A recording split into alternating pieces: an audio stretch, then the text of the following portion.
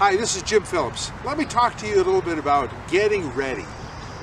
Let's start first with having the proper tools. A pair of glasses is good. If you wear some, that's good. If you don't, probably having some safety glasses is helpful. Having gloves, I usually use 2 sets of gloves, one internally and the other one is to cover that. Sometimes I'll use even plastic gloves for dishwashing. I might use that. Having a trash bag, really helpful for cleaning up all the extra pieces and then throwing them in the trash. Having something to kneel on, that's extremely helpful when you're doing this. Now let's talk about brushes. This brush is a fiber brush.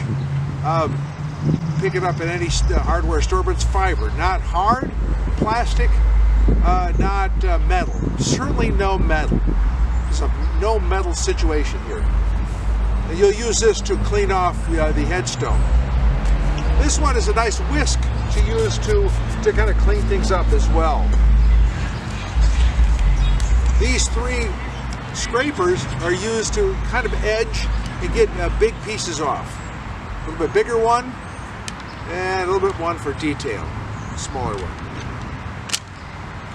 I've got these chopsticks that I picked up at a store. These are really good to be able to get into the details of lettering, things of that nature. These brushes here become helpful because as you get into the lettering, you got stuff in there. This gets you into the small crevices. These are also good ones. It has a scraper that you can use to additionally scrape, as well as a very soft bristle brush. Very helpful. Lastly is a jug of water to help push off the water and all the dirt off of there while you're cleaning. Gives you a sense of what's happening with your work. So this is what you need. Gloves, plastic bag to throw things in, glasses if that's beneficial, soft bristle big brush, some little brushes and such. So this will help get you started in the process of cleaning graves. You can bring it in a bucket, or that's what I use. I use a 3-gallon bucket, toss them in there and just carry it around.